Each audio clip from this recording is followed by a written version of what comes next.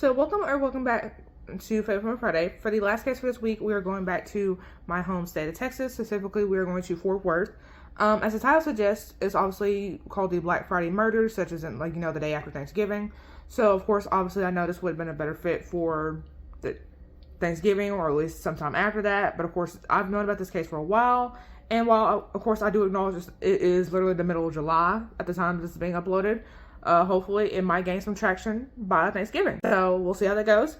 With that being said, of course, if anybody does knew of our victim, because this case took place back in 2012, so it is possible that somebody who knew the victim or the killers might come across this video. And so with that being said, definitely know what you think. Definitely know any thoughts down below.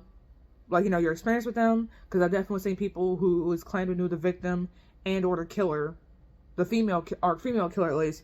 They told of their experience on other YouTubers' channels. So of course that's always welcome on this channel. And so sources down below as always, where I got my information from. And so with that being said, I'm coming rambling and let's go get started. Well, we're actually gonna start with Ashley. Give some the story of her life that is publicly known. And of course, like I said in the beginning, if you knew Ashley personally, you would add a little details that I couldn't publicly find. Of course, your input's always welcome. So basically, Ashlea Harris was born November 2nd, 1983, in Texas. Didn't say where in Texas, it just said she's a native of Texas. Her father was apparently a police officer. It didn't say how old she was, but apparently her parents would eventually divorce.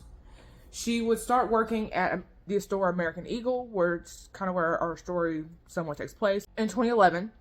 In April of 2014, she apparently meets a girl named April, while apparently April was the waitress and she was going to get food. So then she comes across April a couple weeks later on social media, and then they start talking to each other to meet up and become friends. So then they eventually start dating, and Ashley apparently starts being open with her sexuality. And now, of course, we come across the other female in this case. We have Carter Cervantes, if that's even how you pronounce her name. She apparently was born in 1988. Don't have a date of birth on her.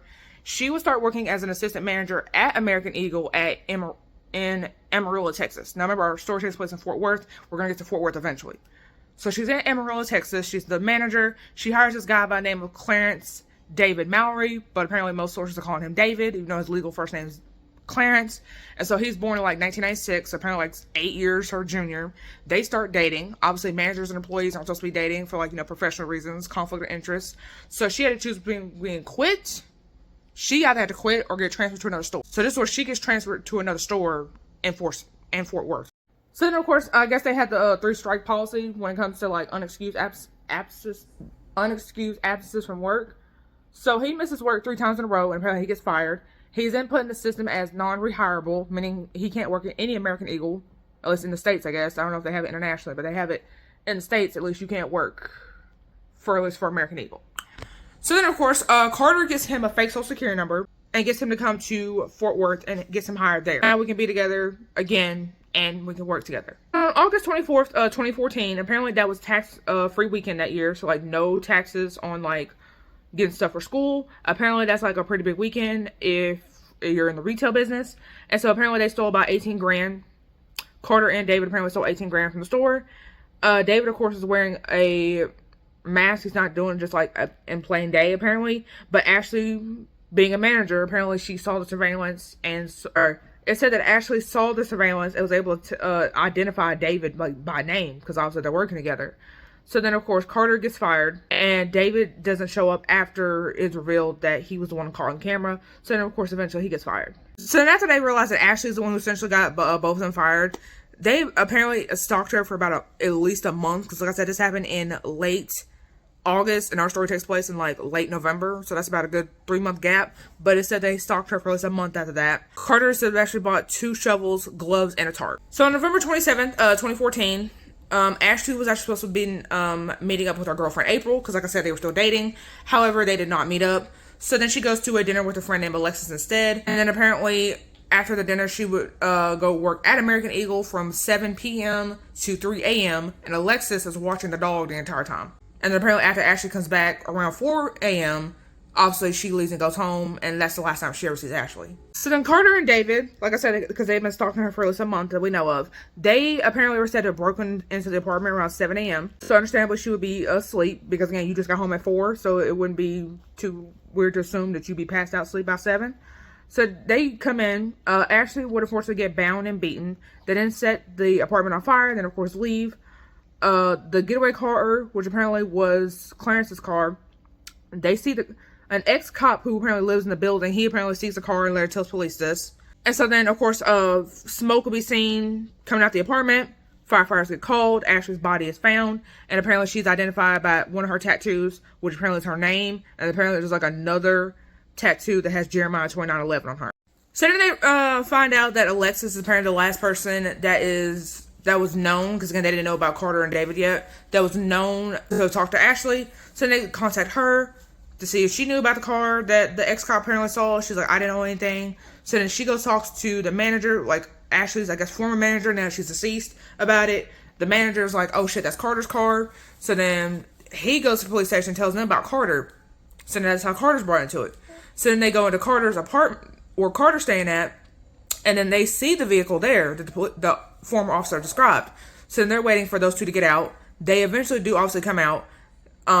They follow them, try not to make it obvious, because again, we'll see, for obvious reasons. And then David then drives Carter to the mall. She gets out, and then they, because again, they're police. No physical evidence. It's just the manager saying that's his car. But so they eventually try to like pull David over for something. And I think they used the fact that he didn't have like his seatbelt on as a reason to pull him over. So then of course they ask him like, oh, like, where are you going? What are you doing? And he's like, oh, well, I just dropped off Carter for her new job at Aeropostale, which is another retail store. So then of course they go get the backup, confirm like, hey, does anybody work there by the name of Carter? And of course nobody did. So then of course he gets arrested for driving without a license, because you can't do that. It didn't say whether like he didn't have a license like at all, like never got his license, or he just didn't have it on him that day. But either way, they get arrested. He obviously, for good reason, you can't be arrested for that. So they got him released on that. So then the officer can't find Carter. He's waiting for her to get back to the house. He goes back to the house to see how long it takes before she gets back. And by the time he gets there, she's already there. And she claims, oh, I never left. They literally saw her get into the car with David and drive to the mall. But she somehow got a ride back. So then there's a manager of the store. His name is Chris. And he basically tells the police that, look, someone actually tried to break in earlier that day. Not earlier the day of the murder, but like earlier, like the day that y'all basically just arrested David, with the keys, with the old set of keys, and they were wearing a hood, so obviously they wouldn't get caught on camera. However, this person also didn't know that the locks have been changed, and apparently corporate had said get the locks changed. And it wasn't just because Ashley was murdered. Apparently that's like corporate policy. Whenever somebody who has access to the keys dies or gets fired, we change the locks. So then of course a gun and apparently several knives are found in the car. Both Carter and David are charged with murder at this point. They find coordinates in apparently both phones. They go to said coordinates to see what's over there, like why is this in both y'all's phones? And there is a pre-dug grave. So obviously, as you can imagine, I said the shelves in the tarp. It wouldn't be too weird to assume that Ashley's supposed to go in that grave, but of course she didn't. She got burned in the apartment. So then Carter, as they do in a lot of cases, she basically claims that, oh, David threatened to kill me if I did not help him rob the store, and that I literally did it against my will. So then, of course, Carter, she gets sentenced to life without parole in 2016. And then David, he was the same sentence in 2017. And so, yeah, that's pretty much the Black Friday murders. Like I said, if anybody knows anybody involved in the case, definitely let me know. I know that it's a little bit of an older one, but not really, because it's like 2014. So with that being said, I guess, like, I'm not saying, like, don't tell on people, especially unless you're doing over 18 grand, like, because that's definitely a felony in itself, which I'm pretty sure. Definitely know your thoughts down below. That's all I have for this case. I cover faith females 3 times a week. Subscribe for more failed females. I'll see you guys in the next one. Bye. So if I play dead, will you regret everything that you did, that you said? I don't think you understand what you're doing, and my heart's black and blue from the bruising. I feel like when I'm with you I'm losing. I feel like you think that this amusing, sitting there gaslighting and confusing. Was it me? Is it me? Am I deluded? I'm the one who's always sorry, the conclusion, even though I offer all of the solutions. I wish you loved me like I love you, it's stupid. When I'm alone with you I never feel lucid. I wish I wasn't struck by Cupid. I wish when I first saw you I knew this. When I'm with you I feel so useless. I feel diluted, my heart's been wounded. Silhouettes of you are like a taunt. Never really know just what you want. With you I don't ever feel calm. I can feel the sweat inside my palm. Play with me like cats and a string. You don't understand the pain it brings. You don't ever wanna give me wings. You don't ever wanna set me free. But if I lay down and I play